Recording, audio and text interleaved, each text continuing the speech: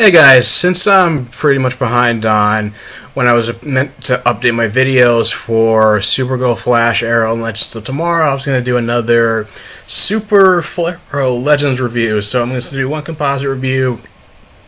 Going to do a quick wrap up on all four shows, on all the episodes last week. I'll put timestamps in the description box, and you'll be able to skip and jump around if you don't only want to watch certain shows. You only want to watch certain reviews or watch them in different order. So let's get started off with Supergirl then. So we have Supergirl Season 2 Episode 13, Mr. and Mrs. Mixelspitalik, which I hope I'm saying it right. I'm probably not. If not, I'm sorry. You can correct me down below on the pronunciation, because otherwise the rest of this part of the review I'm just going to call him Mixie. So Mixie shows up.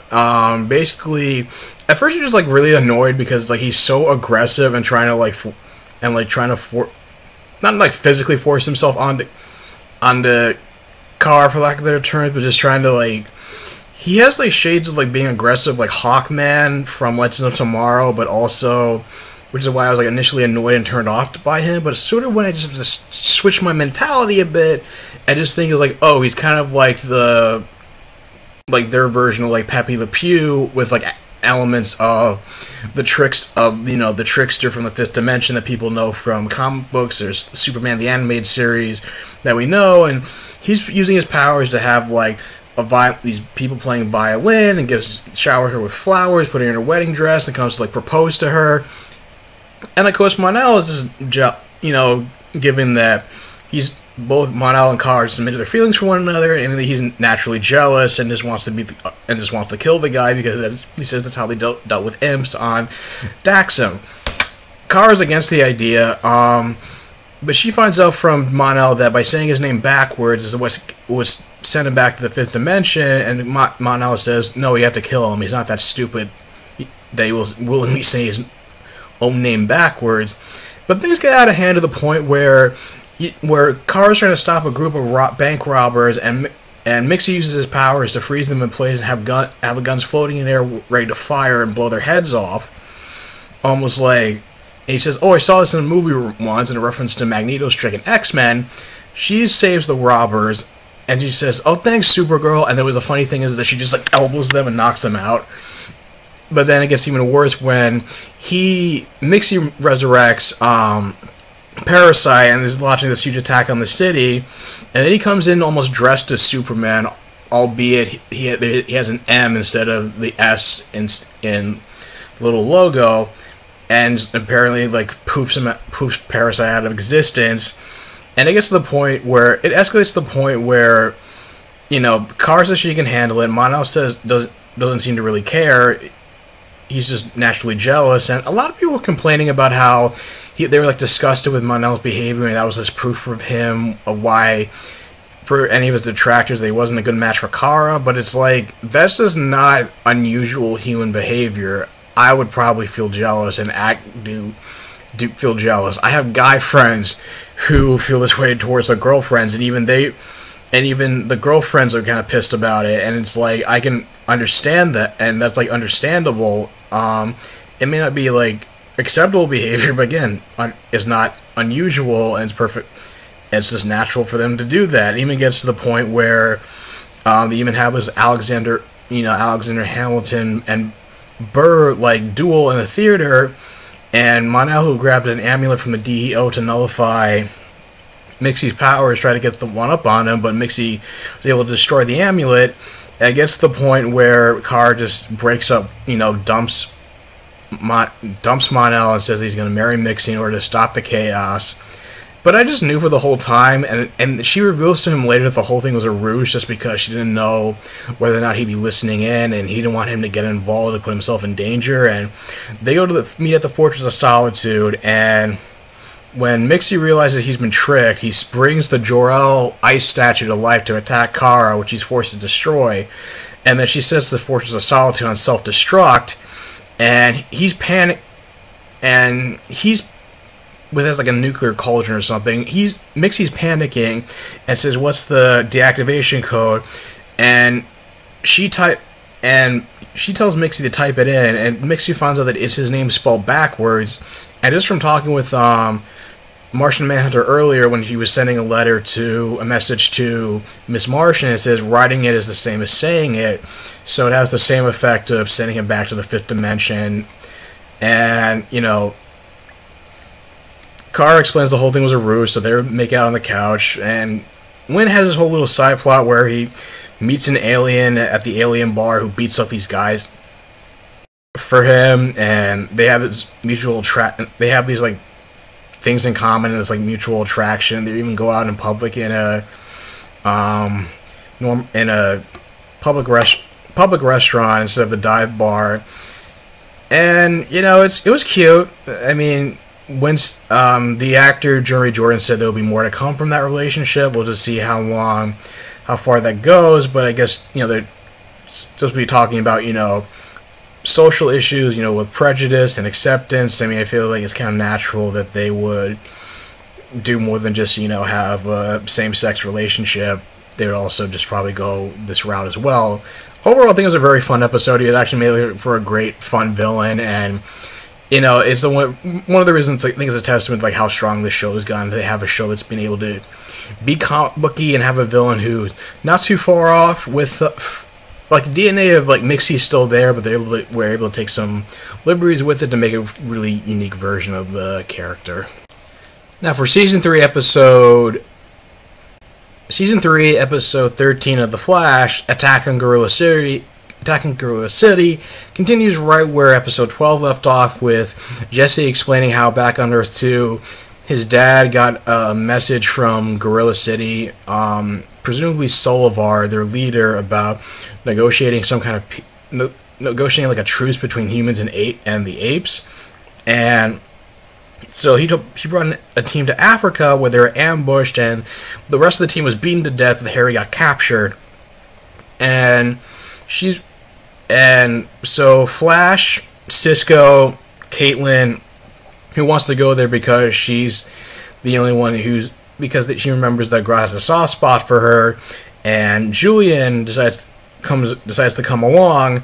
The latter because one, he's worried he's in love with Caitlin clearly and wants to protect her. At the same time, he figures, hey, we're going to a dimension full of an alternate dimension and it has a city of apes. Why not? People even make fun of him for dressing like Indiana Jones. He even has a gun and is satchels ready, and so they go there and they get tranquilized and put in power dampening cells in Gorilla City, and Grodd, who's talking through Harry, tells him how he needs him to defeat Solivar because he plans to invade Earth 1, Central City, and if he defeats if Flash kills Solivar, or that he'll leave them alone and let them go. Of course, Flash is reluctant to kill Solivar, and it played out just as predictably as I thought it would. The fight was pretty awesome. I mean, albeit they did have some stupid moments, like why Barry was taking so long to run around the whole gladiator ring, and they're pretty strategic about the special effects. I mean, granted, you didn't see a whole room full of telepathic apes at once, but they did have these wide shots of multiple apes watching, and they were able to have scenes where they have Solivar and Gorilla Grodd in the same room, so they're pretty strategic with their special effects budget and getting a whole army of apes. But yeah, it was he spent so much time running around the ring trying to get ready to throw lightning that Solivar was able to jump in the air and cause this huge dust cloud from the shockwave of landing that it knocked Flash off his feet. He was able to, the punching didn't work. He had a shield and a spear to block any full-on offensive attacks from Flash. And then that's where he gets the idea. Cisco gets the idea to tell Barry, oh, you gotta do a reverse Flash, and so he tries to use a vibrating hand while Solivar comes at him, which it doesn't pierce his body and kill him, but it's able to knock him to the ground. And Flash declares that he won't kill him as a way of showing mercy, and tries to prove that they're not violent. But the fact that he had to use violence at all, it didn't go over well, and he's tranked and put back in the cage again because he can dodge bullets but not tranquilizer darts. And apparently, predictably, Grodd was manipulating the whole team. He had no plans of letting them go, even though they sent him to Gorilla City because he wanted to find some camaraderie among his people. To find camaraderie among people like him. It turns out he was just like, he still just was going to be petty about it and just pissed about the fact that they still sent him there to Gorilla City against his will. They still sent him to another world against his will, and he looks at it as they took away their home, and because of Flash's actions, he now he is now the leader of Gorilla City, and now plans to lead an invasion to attack Central City as revenge against the team. So it just seems, but at the same time, so their only way of the situation just seems to be, I don't know why, like Caitlin decides is able to use her powers to fake like Barry's dead, and so Grodd drags him out of the cage but leaves him in front of the cage, so he's able to so Barry's able to get everybody out. And so that's like one of the things people were complaining about. It's like, okay, Cisco and Barry can't use their powers, but Caitlin's able to just as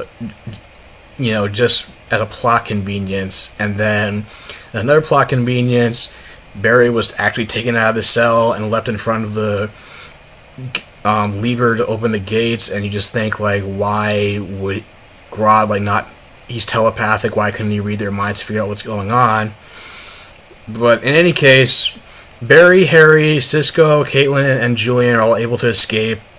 Cisco's able to open a breach back to Earth-1, and Harry just finds out about how much of HR is like really wasn't a scientist, just basically this like hipster doofus, and he just get kind of annoyed. It's like, how can you not remember an ATM number? It's just 4 digits. Like, why is he still doing here? And Cisco just says that because they couldn't do things without him. So it's going to be fun to see how the two versions of Harrison Wells plays off one another. Looking forward to that. I think my biggest gripe about, I think also, there's also this like forced drama between like Jesse and Wally, because they had to stay behind to protect Earth-1 Central City. And, as part of the episode description, there was no meta with gravity manipulation. It was just Jesse feeling insecure, thinking that Wally was only into Jesse because of her speed, even though Wally insists otherwise, and I just don't know. I just felt like forced drama because it was clear that they knew the attraction between them was mutual, and so HR is even convinces Jesse to follow her gun and stay on Earth-1 to be with Wally. And the episode ends thinking it's like, oh, they crossed one thing off of their list of headlines to save Iris, but it turns out that as a backup plan, somehow Grodd captured Gypsy and has now brainwashed her into opening a breach and is about to lead his army to destroy Central City. So it was kind of a mixed bag, but overall an enjoyable episode.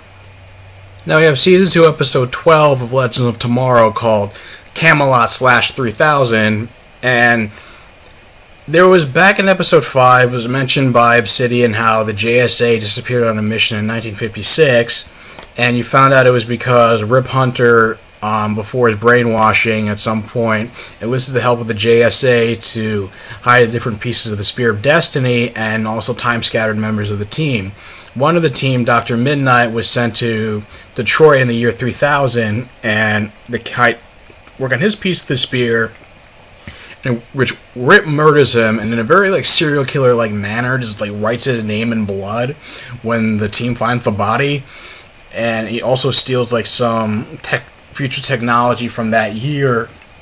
It was it's basically like a mind control device, and then he travels back to, I think it's like 507 or 509 AD. It's a Camelot, which people think, Nate being a historian thought, oh, it's just a legend.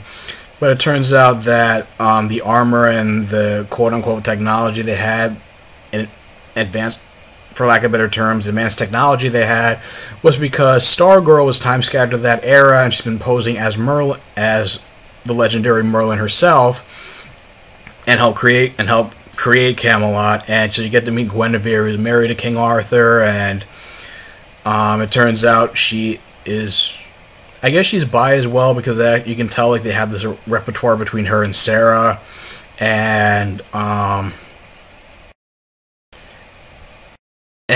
we're just, and there's also Ray's just like fanboying the whole time because he's always been like into like medieval lore and whatnot, and Ray interacts briefly with Sir Galahad, a member of King Arthur's court, only for him to get killed during the siege by Rip Hunter and Damien Dark, who uses the mind control device to turn King Arthur and his army against Camelot, and says they need to deliver a piece of the Spear of Destiny or they'll kill King Arthur. And they found out like a piece of the spear is actually in the sword and the sword and the stone, that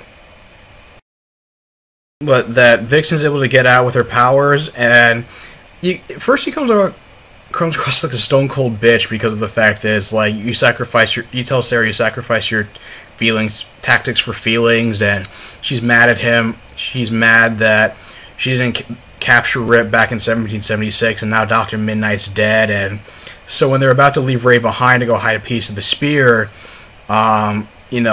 Nick refuses to leave Ray behind.